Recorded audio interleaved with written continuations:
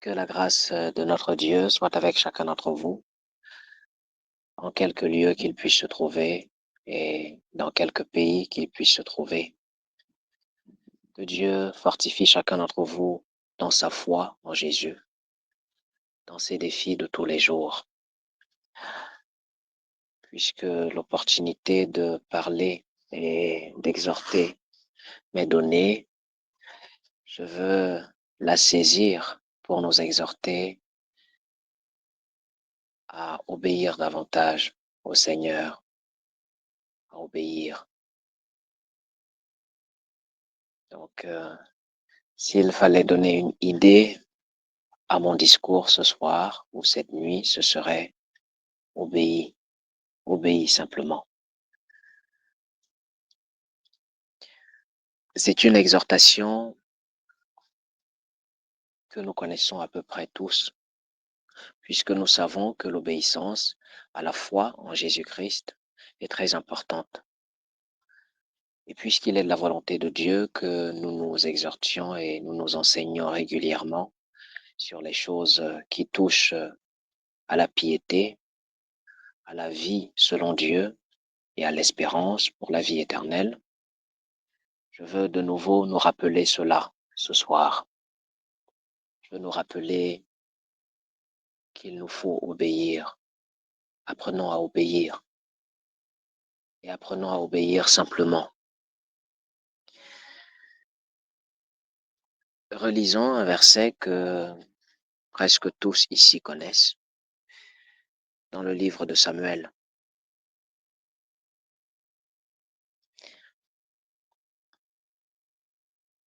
Le livre de Samuel au chapitre 15.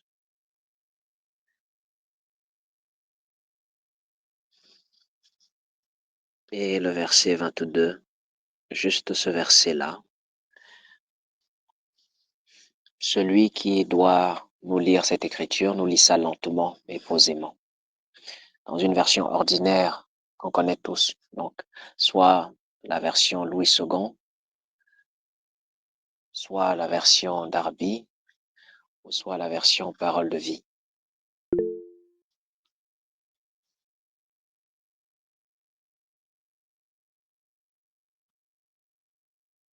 Tu peux lire la sœur.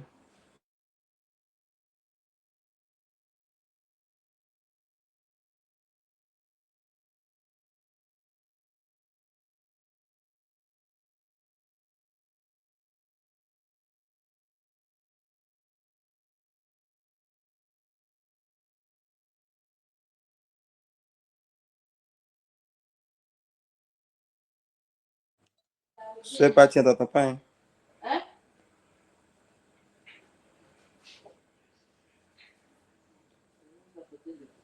Bon, d'accord, je vais lire. Quoique. 1 Samuel, chapitre 15, verset 22. Samuel dit, l'Éternel trouve-t-il du plaisir dans les holocaustes et les sacrifices, comme dans l'obéissance à la voix de l'Éternel? Voici, l'obéissance vaut mieux que les sacrifices, et l'observation de sa parole vaut mieux que la graisse des béliers. Amen. Amen. Merci. Que quelqu'un d'autre nous lise cela dans une autre version, parmi celles que j'ai citées tout à l'heure. Merci, frère Donald. Question d'Abi. Oui. Et Samuel dit, l'Éternel prend-il plaisir aux holocaustes et aux sacrifices, comme à ce qu'on écoute la voix de l'Éternel? Voici, écouter est meilleur que sacrifice. Prêter l'oreille meilleur que la graisse des béliers. Amen. Amen.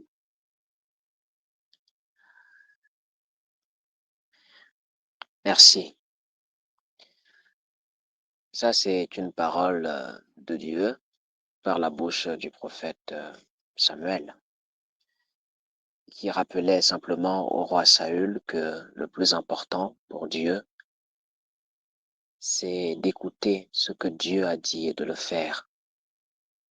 Il préfère ça 1000 fois à des choses qu'on peut faire pour lui, notamment à des présents qu'on peut lui offrir, comme la graisse, des sacrifices, le sang, la chair, des animaux qu'on offre comme holocauste. Pour nous, aujourd'hui, qui ne faisons plus des sacrifices d'animaux physiques, puisque nous sommes de la compréhension nouvelle qui est en Jésus-Christ notre Seigneur, que Jésus lui-même a été l'agneau que Dieu a envoyé dans le monde par qui il ôte le péché. Et cet agneau a été immolé par le sacrifice du calvaire, afin que quiconque croit dans son nom ait par lui la vie éternelle. Nous qui sommes dans cette espérance-là, dans cette foi-là, nous ne faisons plus des sacrifices vivants, des sacrifices d'animaux, puisque nous considérons que nous n'avons qu'un seul véritable sacrifice qui a déjà été offert. Et chaque fois que nous faisons des rencontres fraternelles, que nous invoquons le nom de Jésus notre Seigneur et que nous rampons le pain en mémoire de Jésus, nous célébrons la Pâque du Seigneur, c'est-à-dire en considérant l'agneau pascal qui est le Christ. Mais pour tirer instruction de ce passage de la loi de Moïse, de la vie des Juifs d'autrefois, enfin, une instruction par rapport à la loi, puisque l'instruction dit que l'Éternel, le Dieu éternel, Yahvé, préfère l'obéissance, l'écoute de sa loi aux sacrifices et aux holocaustes. Et pour nous, qui ne sommes plus dans cet ordre-là, comprenons que les holocaustes que nous pourrions présenter à Dieu aujourd'hui, ou les sacrifices que nous pourrions lui présenter, c'est beaucoup plus les offrandes que nous pouvons lui offrir. Les offrandes qui sont, par exemple, le fruit des lèvres qui confessent son nom, la louange pour son nom, l'adoration de son nom par des paroles aimables, un service qu'on peut lui rendre, le don de soi pour son œuvre, des dons matériels ou naturels ou financiers qu'on peut lui donner, ce qu'on appelle de nos jours les dîmes ou bien les offrandes, ce qu'on peut offrir à Dieu ou pour le nom de Dieu. Toutes ces choses-là, nous pouvons les assimiler aujourd'hui à des sacrifices aussi ou à des holocaustes. C'est comme des présents qu'on offre à Dieu, comme autrefois les Juifs, dans leur système de la loi de Moïse, offraient à Dieu des offrandes. Et la loi de l'Éternel, le Dieu d'Israël, peut être assimilée aujourd'hui à l'évangile de Dieu, l'évangile du Dieu bienheureux, c'est-à-dire l'enseignement, la saine doctrine de notre Seigneur Jésus-Christ, c'est-à-dire les commandements qui forment l'enseignement de notre Seigneur Jésus. C'est cela que nous pouvons considérer aujourd'hui comme étant la loi de Dieu, la parole de Dieu.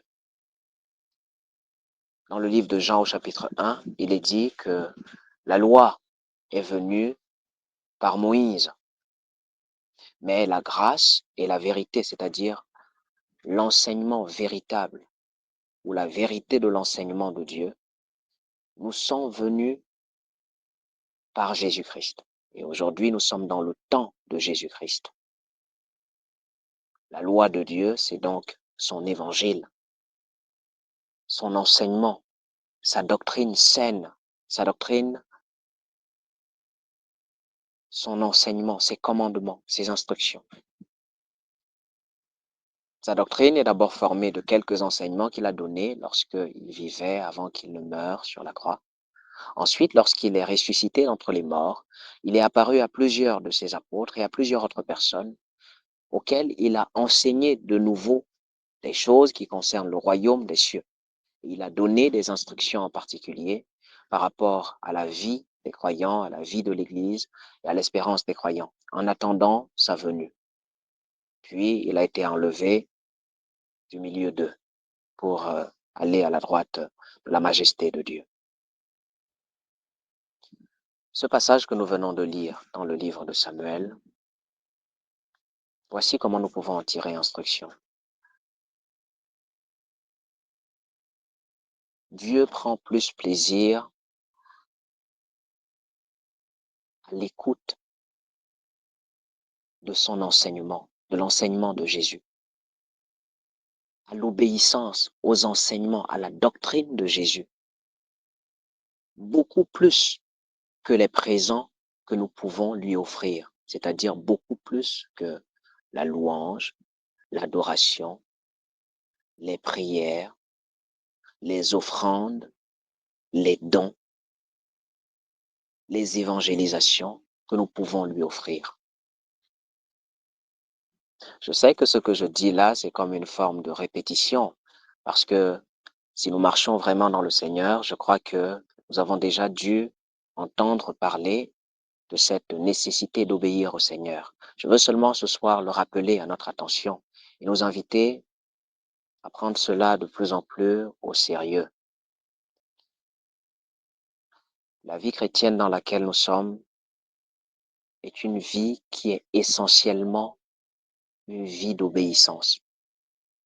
Elle ne vaut rien si elle n'est pas une vie d'obéissance.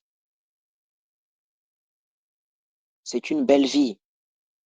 C'est une vie pleine de paix, de joie, de grâce.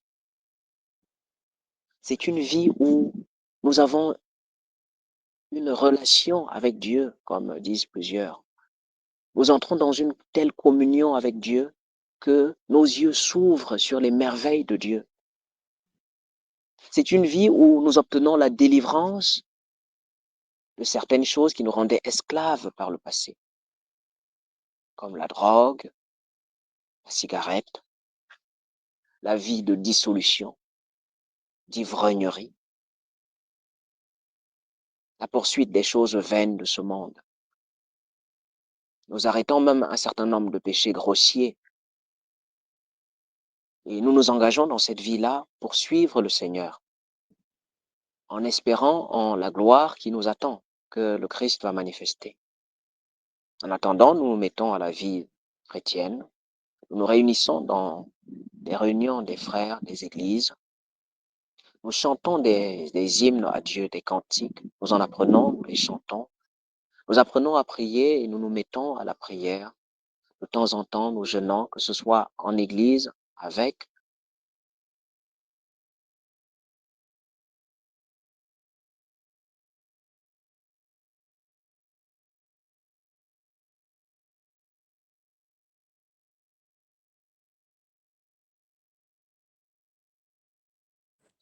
On t'entend plus, hein, frère?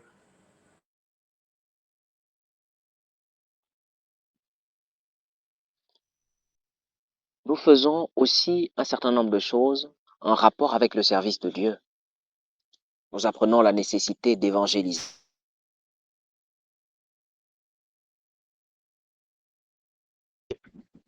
Connaissent aussi le chemin du Seigneur, qu'ils ne se perdent pas dans leur mauvaise voie. S'il y a des activités d'évangélisation, parfois nous nous impliquons à cela.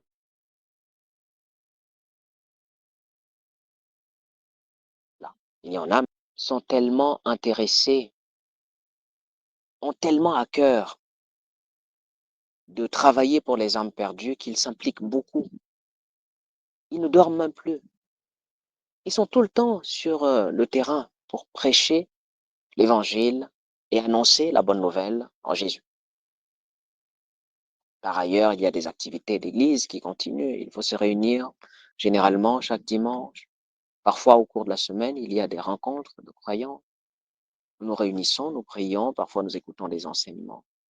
Parfois, on est dans des groupes WhatsApp ou Telegram ou je ne sais pas quel autre réseau social encore, où on partage des versets, on partage des exhortations, on partage des liens. Nous avons aujourd'hui, en notre époque, des réseaux sociaux comme Facebook, Instagram, Twitter, où on peut lire des posts de chrétiens, des exhortations, des extraits d'enseignements. On peut suivre des vidéos, liker, commenter. Un tas d'enseignements existent sur la plateforme qu'on appelle YouTube. Il y a beaucoup de façons aujourd'hui de s'impliquer à faire des choses pour Dieu. Et ce n'est pas mal, c'est pas mauvais de faire des choses pour Dieu. Le problème, justement, avec le fait de faire des choses pour Dieu, c'est que il ne faut faire des choses pour Dieu que lorsqu'on obéit à sa volonté. Je répète, il faut faire des choses pour Dieu, mais conformément à sa volonté.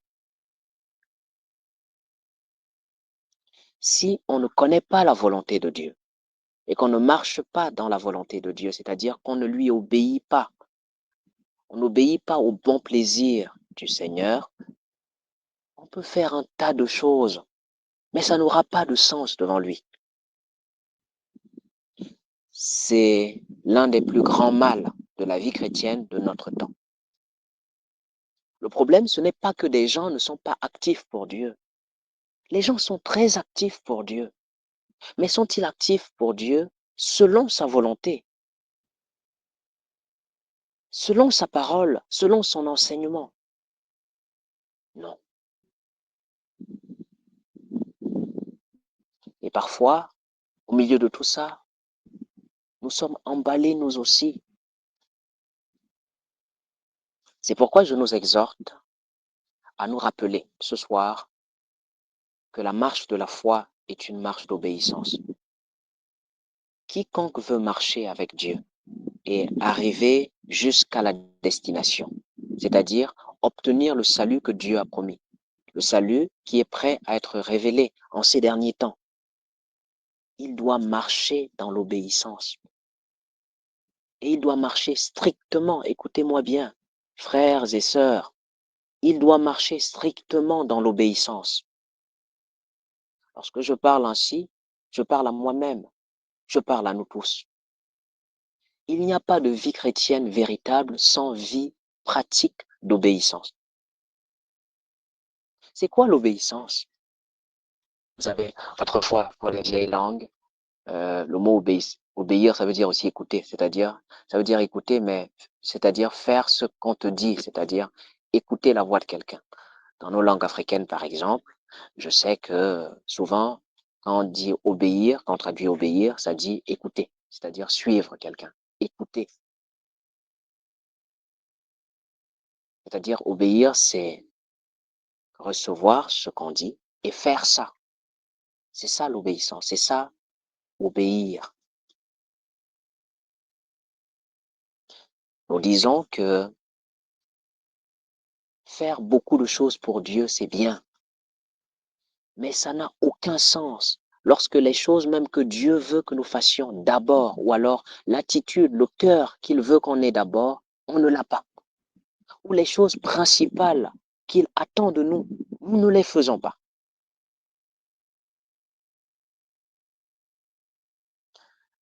L'exemple de Saül que nous avons lu tout à l'heure, n'allons pas lire toute son histoire, c'est pas son histoire qui nous intéresse en particulier, c'est nos vies aujourd'hui qui nous intéressent plus. Nous ne faisons que tirer instruction.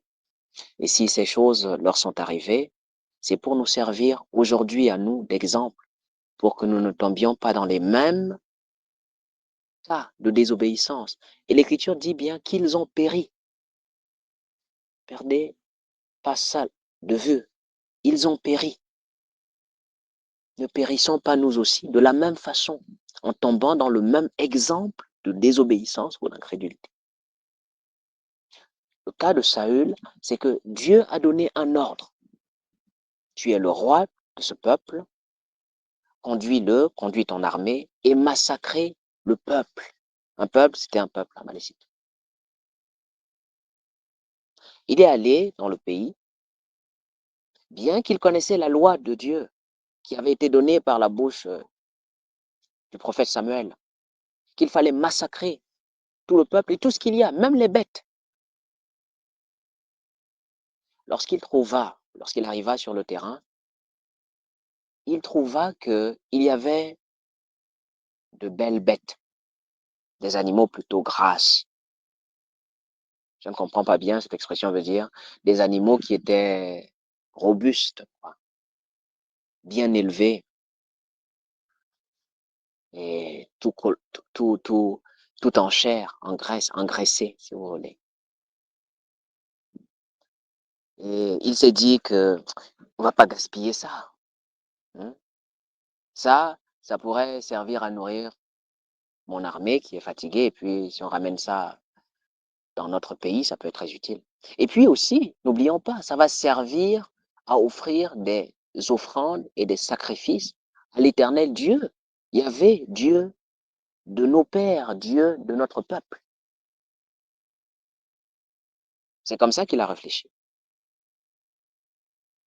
Lorsque Samuel est venu sur le champ de bataille dans le pays pour vérifier ce qu'il y a et ce qui se fait, voici comment Saül l'a accueilli. Il a dit, oh, Samuel, vraiment, bienvenue là. Nous venons de finir le travail, mais vraiment, l'éternel Dieu était avec nous. Il nous a soutenus. C'est moi qui scénarise cela comme ça. Et nous n'avons eu que succès.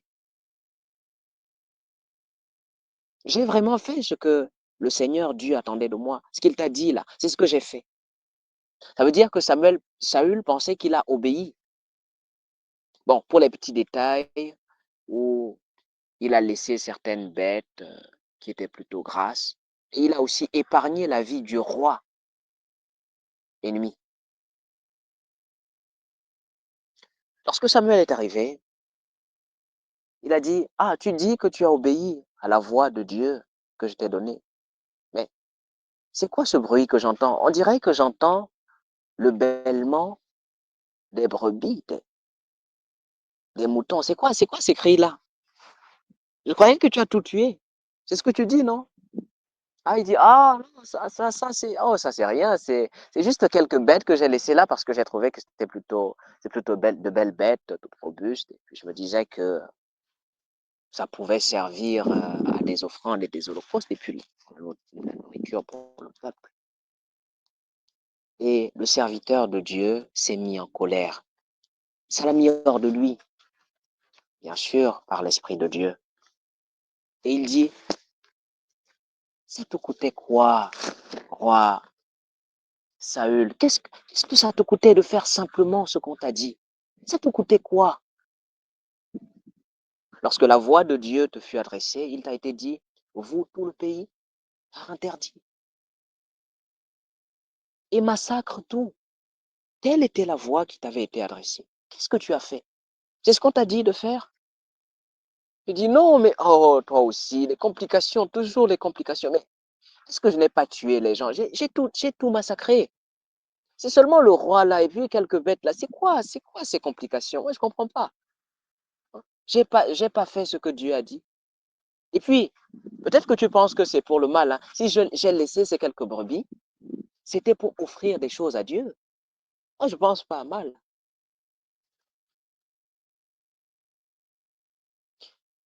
Il est dit que ce jour-là, à la fin de tout ce qui s'est passé, Dieu a ôté son estime du roi Saül, qu'il avait pourtant choisi au début avec un bras étendu.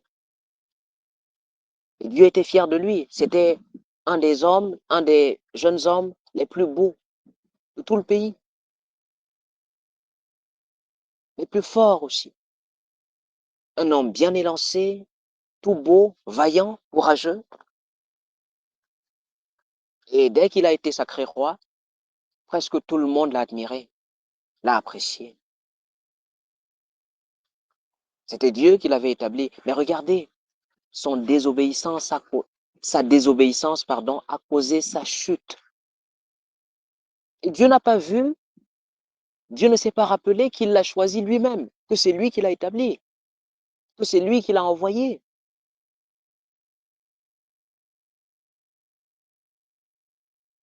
Et la leçon est sortie. Ne sais-tu pas que je m'en fous des graisses d'animaux et de toutes ces choses-là, si jamais on ne m'obéit pas? C'est bien de me sacrifier des choses. Après tout, c'est la loi. La loi dit bien qu'il faut offrir des sacrifices, des holocaustes. Oui, mais tout ça, ça n'a pas d'importance si tu n'obéis pas. Si ce que je te dis, tu ne le fais pas, à quoi bon, à quoi ça sert? Pour moi, l'obéissance vaut mieux que les sacrifices.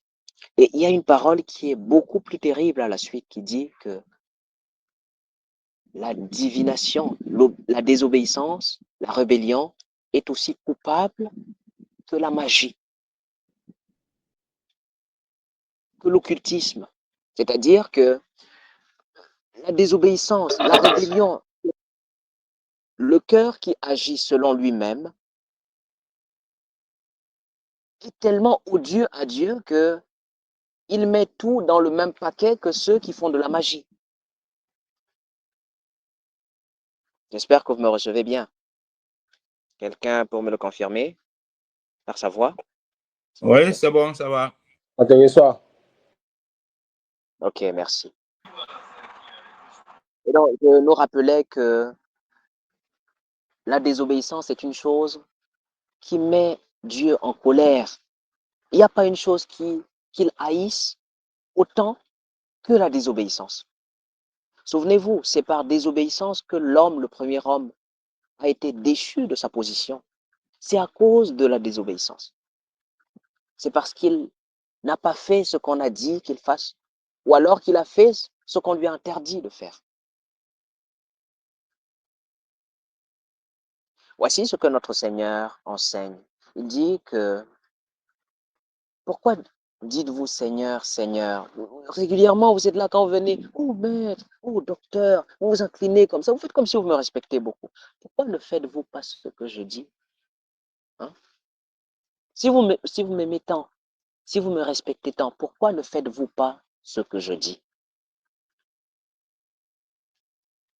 Je nous le rappelle, mes frères et sœurs, ce n'est pas le nombre d'années dans le Seigneur qui est le plus important.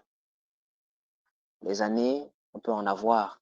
C'est une bonne chose que de perdurer dans la foi et de continuer à persister, à persévérer pendant que les années passent. C'est bien de chanter pour Dieu, de, de louer Dieu, de lire les Écritures, d'aimer faire des choses au nom du Seigneur, d'aimer les réunions, les nuits de prière, de faire des jeûnes.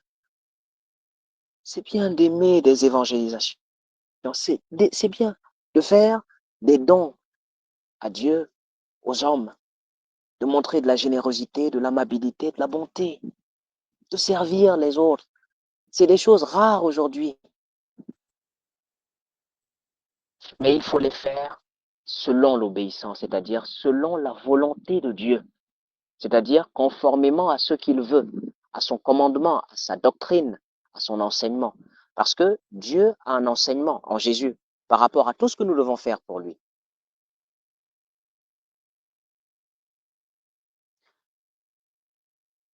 Notre Seigneur Jésus, par exemple, disait dans le livre de Jean, si vous m'aimez, gardez ma parole, gardez mes commandements.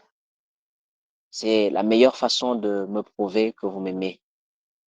C'est la meilleure façon de montrer que vous m'aimez. Aimer Dieu, c'est pas beaucoup le lui crier. Hein. Parfois, lorsque nous adorons Dieu, on élève les mains et on dit, oh Seigneur, nous t'aimons, je t'aime. C'est bien. Mais en fait, dire à Dieu, je t'aime, ça ne l'impressionne pas. Ça ne l'impressionne pas. Ce qui plaît à Dieu le plus, c'est notre obéissance. C'est la meilleure façon de lui montrer que nous l'aimons. Nous faisons les choses qu'il demande et nous les faisons comme il nous l'enseigne, comme il le veut, pas selon nous-mêmes. C'est ce que fit Saül, faire des choses selon lui-même et penser qu'il fait bien. Vous voyez, ça c'est quelque chose de très important aussi. Ne pensez pas que la rébellion, c'est seulement faire des choses avec de mauvaises intentions. Vous pouvez faire quelque chose pour Dieu, ou quelque chose, même si ce n'est pas pour Dieu, mais quelque chose de bien. Mais ça n'est pas selon le plan de Dieu, selon la révélation de Dieu. Ça contrecarre quand même ses desseins, parce que ça va à l'encontre de sa volonté. Lorsque Jésus a annoncé sa mort, bientôt le Fils de l'homme sera pris, persécuté. Pierre a bondi en disant, non maître, non, non, non, on ne te fera pas ça. Non, non, non, tu ne mourras pas. Le Seigneur lui a rétorqué, tes paroles sont des paroles humaines. Tu penses comme les hommes, tu ne penses pas comme Dieu. Arrière de moi. Tes paroles sont des paroles d'hommes et pas les paroles de Dieu. Tu mets en scandale, c'est-à-dire, tu es en train de me scandaliser, Pierre. Tu es en train de vouloir me faire fauter devant le Seigneur, de me détourner de la volonté de Dieu. Pourtant, dites-moi, pensez-vous que Pierre voulait le mal du Seigneur? Il ne voulait pas que son Seigneur souffrît sur la croix. C'était une bonne pensée, tout à fait noble, mais ce n'était pas la volonté de Dieu. Ce que Dieu voulait, c'était que Jésus connût la coupe, connût la souffrance qu'il devait connaître. Et il l'a connue. L'Écriture dit, euh, Jésus, il est mort par la main arrêtée de Dieu. Et selon la préscience de Dieu, il fallait qu'il souffrît, qu'il soit livré, et qu'il mourût entre les mains des impies. C'était arrêté. Et aller contre ce plan-là, c'était combattre Dieu. C'était être un scandale à Jésus, malgré les bonnes intentions. Je veux ici rappeler l'importance d'obéir à la volonté de Dieu. Pas juste d'obéir à ce que nous pensons qu'il faut pour Dieu. Parfois, lorsque nous voulons corriger certaines choses dans les églises, pour que les croyants marchent selon l'Esprit de Dieu, selon la vie de l'Esprit, selon la volonté de Dieu, par rapport aux instructions que Dieu a données par l'Esprit aux apôtres, pour la direction des églises, pour la vie pratique des croyants, les gens disent, vous passez votre temps à discuter sur les doctrines parce que les âmes sont en train de périr. Mais le Dieu qui a donné les ordonnances pour qu'on les applique et les enseigne dans les églises, c'est le même qui a envoyé des hommes pour dire, allez et faites des disciples. Une ordonnance n'annule pas une autre. Un commandement n'annule pas un autre. Le Dieu qui a fait de l'un apôtre, c'est lui qui a fait de l'autre évangéliste.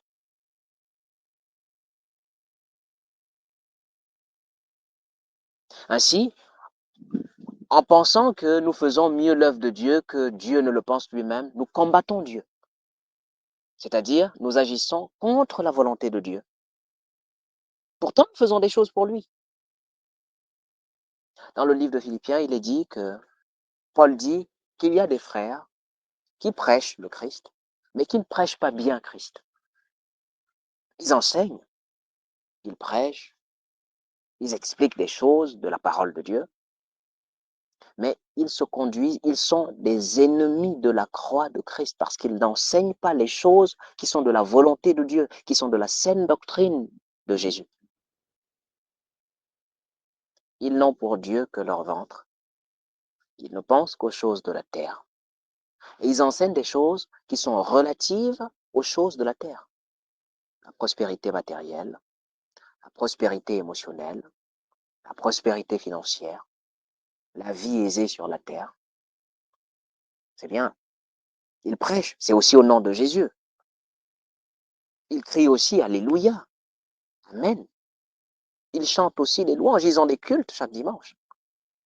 Ils disent Seigneur, Seigneur, oh Seigneur, oh Seigneur. Ils ferment les yeux. Ils ont des programmes spéciaux, des sessions spéciales. Chaque année, ils peuvent avoir une édition spéciale d'un programme particulier. Ils chantent, ils prient, ils font des évangélisations. Mais l'Écriture dit que ils se conduisent en ennemis de la croix de Christ. Et leur fin, ce sera la perdition, la destruction. Parfois, mes frères, lorsqu'on parle de ces choses, on pense vite aux autres. Récemment, un frère nous rappelait des instructions du Seigneur qui disaient que n'écoutons pas les enseignements de Dieu pour les autres. Écoutons Dieu pour nous-mêmes. Parce que c'est comme dans le réflexe de l'homme. Chaque fois qu'il écoute quelque chose, surtout une instruction, il pense d'abord à l'autre, c'est-à-dire à quelqu'un d'autre, enfin aux autres qui ne le font pas ou bien qui marchent mal. Il se prend difficilement dans la chose. Il ne se mire pas lui-même, il ne se voit pas lui-même. Il pense beaucoup plus aux autres. Non, non, non, nous pouvons tout à fait être ces hommes-là. Lorsque j'enseigne souvent par rapport à ceux qui, dans les derniers temps, vont compliquer les temps, puisque l'Écriture dit les temps seront difficiles à cause du fait que les gens seront égoïstes, amis de l'argent, ils seront orgueilleux, vantards, fanfarons, insensibles, des gens irreligieux qui n'ont pas de loyauté, des gens qui combattent le bien, les gens de bien, aiment trop l'argent, aimant le plaisir plus que Dieu. L'Écriture dit éloigne-toi de ces hommes-là. Je dis souvent que parfois, ces hommes-là ne sont pas forcément des gens dont on doit s'éloigner. Parfois, c'est nous-mêmes. Si on ne change pas, parfois, c'est nous-mêmes.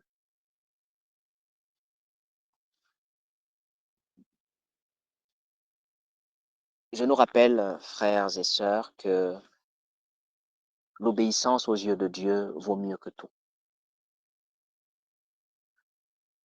Lorsque on vieillit dans les choses de Dieu, parfois, on commence à négliger l'obéissance pratique, l'obéissance dans sa vie de tous les jours. On pense que l'obéissance pratique, c'est comme pour des nouveaux convertis. On commence à se trouver des excuses dans la façon d'obéir. Au lieu d'obéir simplement à ce que le Seigneur donne comme instruction, à ses injonctions, à des choses pratiques, on essaie de trouver des, des prétextes pour ne pas obéir.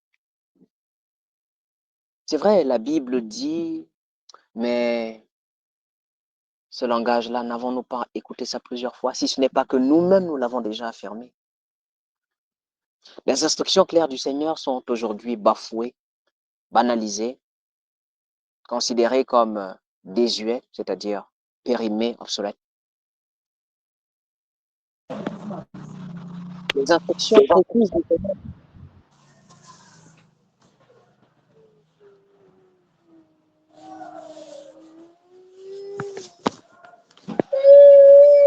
So, lève-toi, allez. Voilà, merci.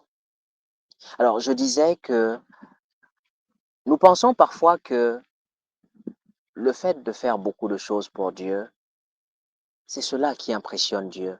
C'est cela qui lui plaît le plus. Et je voudrais nous rappeler que non, ce qui plaît le plus au Seigneur, c'est l'obéissance simple, d'un cœur simple, à sa volonté,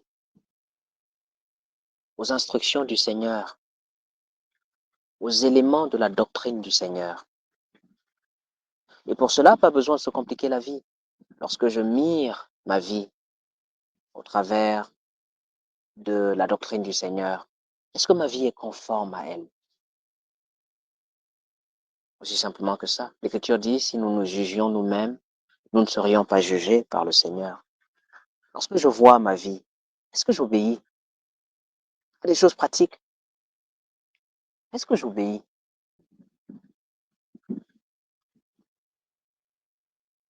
L'Écriture dit, si vous m'aimez, vous gardez ma parole, vous gardez mes instructions.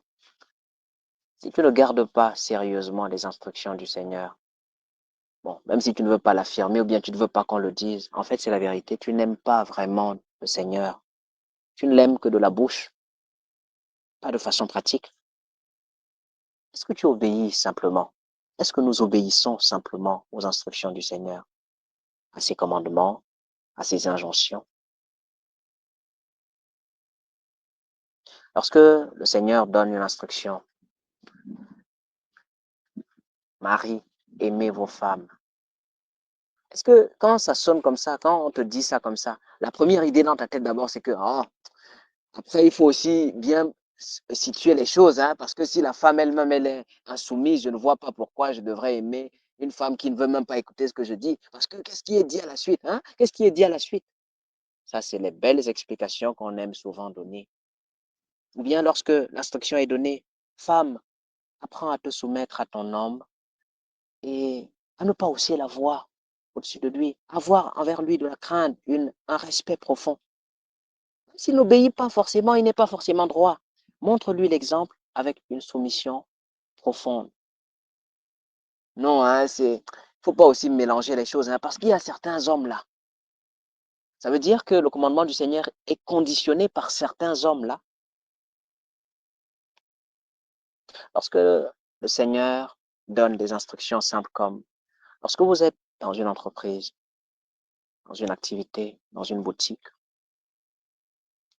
dans un atelier, dans une société, dans un bureau, et que vous travaillez, que vous avez des patrons, des maîtres, des gens au-dessus de vous, des chefs, honorez-les, travaillez droitement, travaillez fidèlement, et ne travaillez pas seulement comme si c'était pour leurs yeux, c'est-à-dire que lorsqu'il est là, tu travailles bien, lorsqu'il ne voit pas, tu négliges le travail. Parfois, tu viens pas, parfois, tu fais pas comme il faut. Bon, ça, c'est des instructions que tu lis régulièrement. Mais bon, après, ça dépend aussi, hein. Non, non, non, tu te trouves des excuses à ton mauvais comportement. Mais l'Écriture dit, sers ton patron, c'est-à-dire celui qui t'a embauché, celui qui est ton supérieur, sers-le dignement. Pas seulement comme si c'était pour ses yeux. Toute chose que vous faites, l'Écriture le dit, faites-le non comme pour des hommes, mais comme pour le Seigneur. L'Écriture dit, euh, enfants, obéissez à vos parents selon le Seigneur, profondément en toutes choses. Parce que, par rapport à vous, c'est la volonté de Dieu en Jésus-Christ. C'est la volonté de Dieu en Jésus-Christ. Laissons la promesse que Dieu donne plus tard. Bon, la promesse est pour celui qui obéit. Dieu n'attend pas de ses fils des explications, bon, mais c'était dur. L'Écriture dit, pour toute chose, il donne la grâce, la force pour obéir. Et même lorsque nous sommes dans les difficultés, des défis, des péchés, des tentations, l'Écriture dit que il n'y a pas de tentation qui survienne qui soit au-dessus de nos forces. Parce que lorsque nous sommes devant elle, il nous donne aussi la force de les surmonter. De sorte que si quelqu'un dit que je suis tombé, ne dis pas que le péché t'a dépassé, hein. Tu es tombé, c'est tout. Parce qu'il y en a qui étaient devant des situations pareilles qui ne sont pas tombés par la grâce de Dieu. On dit souvent que oui, bon, c'est pas de nos forces. Oui, mais Dieu donne la force à tous, hein. Qui ici utilise sa force? L'Écriture dit, qu'as-tu que tu n'aies reçu? Ça veut dire tout ce que nous l'avons par grâce. L'Écriture le dit très bien, nous avons reçu tout. Nous sommes pleinement équipés, grâce sur grâce. Donc, bien sûr, chacun selon la part ou la grâce qui lui a été accordée, mais Dieu a manifesté de la grâce envers tous. Si nous sommes tous baptisés d'un seul esprit pour former un seul corps, il a manifesté de sa grâce envers tous.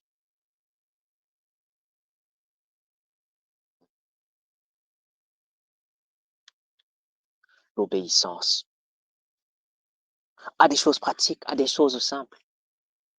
L'Écriture dit, si ton frère a péché contre toi,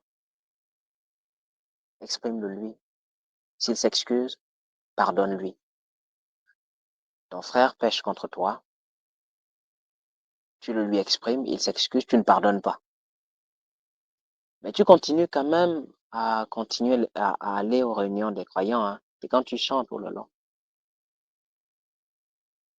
ou bien quand tu pries, oh, oh, quand tu élèves la voix, enfin tout le monde est rassuré et convaincu que vraiment la prière, elle a percé la toiture pour arriver directement à atterrir devant le trône divin. Non, non, non, mais la situation, tu as gardé la personne dans ton cœur comme ça.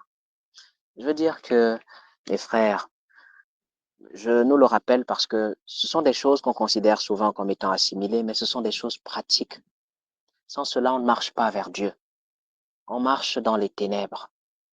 L'Écriture dit ceci. Si nous disons aujourd'hui que nous sommes de Dieu et qu'un frère haïsse encore son frère, une sœur haïsse encore sa sœur dans son cœur, vous êtes encore dans les ténèbres. C'est ce que j'en dis.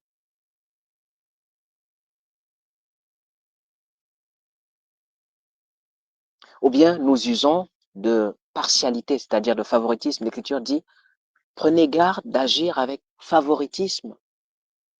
Tu agis envers les gens, pas justement, mais avec favoritisme, c'est-à-dire par préférence.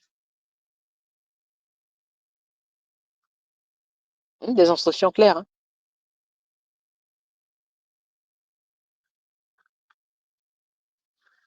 L'Écriture dit de prier, n'est-ce pas? Ouais, bon, prier, mais il faut prier selon la volonté de Dieu, hein, pour que on peut prier, on peut faire un tas de prières, mais si ce n'est pas selon la volonté de Dieu, si on ne se conduit pas selon le Seigneur, ça ne vaut pas la peine. N'est-il pas écrit dans le livre de Proverbes que si quelqu'un s'entête, ne veut pas suivre les éléments de la loi de Dieu, de la volonté de Dieu, sa prière elle-même est une abomination aux yeux de Dieu? Avez-vous point lu cela? C'est-à-dire que tu as beau élever ta voix et chanter les louanges de Dieu, élever ta voix et dire des poèmes en son nom, l'Écriture dit qu'il considère, il détourne son regard, il ne veut même pas te voir. Souvenez-vous autrefois du peuple juif. Il est dit qu'à cause de leur désobéissance, à cause de leur vie qui continuait dans l'iniquité, malgré les nouvelles lunes, les shabbats, les fêtes, les jeûnes, l'Écriture dit que Dieu détournait ses yeux et endurcissait son cœur envers eux et fermait ses oreilles à leurs prières. Dieu qu'on dit être amour, là, mais Dieu, il préfère mieux l'obéissance, c'est-à-dire l'obéissance à des choses pratiques. Il dit, à quoi ça sert un jeûne où tu passes ton temps, tu ne manges pas, tu gardes quelqu'un dans ton cœur? À quoi ça sert? Quelqu'un te demande quelque chose, tu le lui refuses. Tu vois bien que ton frère est dans le besoin, tu le lui refuses. Parce que peut-être qu'il ne va pas te le rendre ou bien bon, tu considères ça comme un gaspillage. Et que Dieu dit, comment est-ce que l'amour de Dieu est-il parfait en vous? Nous marchons encore dans les ténèbres. Des instructions pratiques. Hein. Non, non, on va trouver des justifications à ça. Je parle pour chacun d'entre nous. L'obéissance aux yeux de Dieu est préférable à tout. Le plus important, c'est pas de prêcher. C'est prêcher, c'est très important, c'est bien. Mais c'est pas le plus important. Nous avons beau rendre un service à Dieu. En tout cas, nous les pasteurs, c'est aussi l'un des pièges. C'est que tu te laisses un peu trop absorber par ton côté conducteur des autres. Et tu perds de vue que toi-même, tu dois appliquer ta vie à l'obéissance de Dieu. Obéis comme un enfant, obéis comme un croyant. Sois un exemple fidèle. Sois trouvé irréprochable dans tes voies. Sois un exemple en parole, en justice, en amour, en fidélité, en générosité, en prière, en don de soi. Selon le Seigneur, bien sûr. C'est-à-dire obéis humblement aux voies de l'Esprit de Dieu. Alors bon, tu pourras aider les autres. En général, même, on aide mieux les autres lorsqu'on est accompli, c'est-à-dire lorsqu'on est mieux un exemple, lorsqu'on est un croyant qui est beaucoup plus mûr, qui donne des exemples, des fruits beaucoup plus vertueux, on peut mieux aider les autres et lorsqu'ils voient nos vies, ils peuvent être consolés dans le Seigneur. Le plus important, c'est pas de faire des activités pour Dieu. Ça, c'est un grand piège pour nous. Ça nous séduit toujours. Et parfois, nous pensons que c'est ça que Dieu attend le plus. C'est qu'on fasse des réunions, qu'il y ait des réunions de réveil, qu'on dise que oh, j'ai été guéri par ceci. C'est bien tout ça, mais ça, c'est des œuvres de Dieu. C'est pas ta force. Là où Dieu t'attend, c'est-à-dire là où il t'attend, c'est-à-dire il veut que tu fasses quelque chose, c'est obéir à ce qu'il dit. Ce qu'il te dit de faire là, fais ça comme il t'a dit. Fais simplement, fais, obéis comme ça. Obéis simplement. Aie un cœur simple et obéis comme un enfant.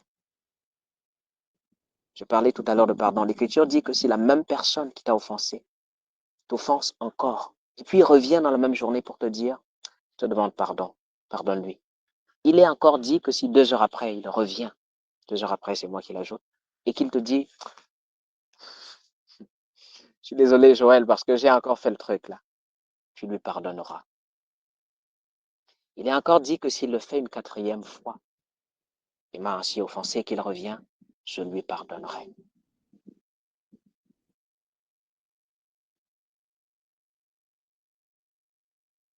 Obéissons-nous. Je veux dire, obéissons-nous simplement.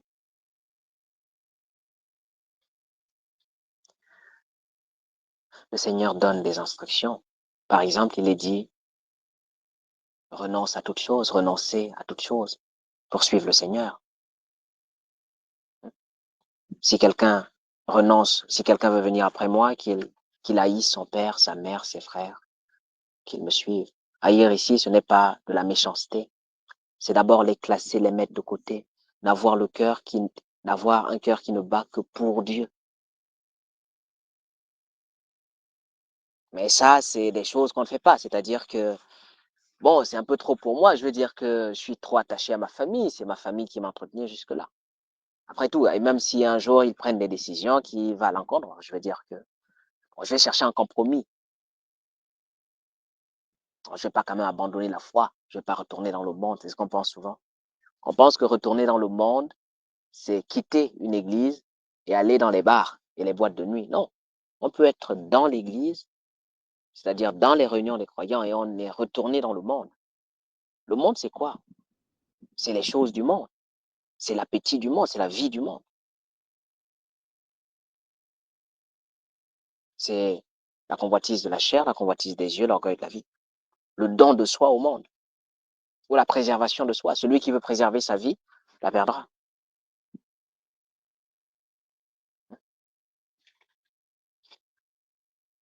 L'obéissance est vraiment très importante. C'est la chose la plus importante pour le Seigneur. Si nous n'obéissons pas vraiment, si nous n'apprenons pas à obéir simplement, à nous donner, parce que obéir, ça demande quand même un don de soi, ça demande aussi de l'humilité. Si tu n'es pas suffisamment humble, tu ne peux pas obéir. En général, l'obéissance demande la soumission. Pour obéir, il faut que tu te soumettes. Pour obéir, il faut croire aussi. Si tu ne crois pas ce qu'on te dit, tu n'obéiras pas. Pour obéir, il faut croire.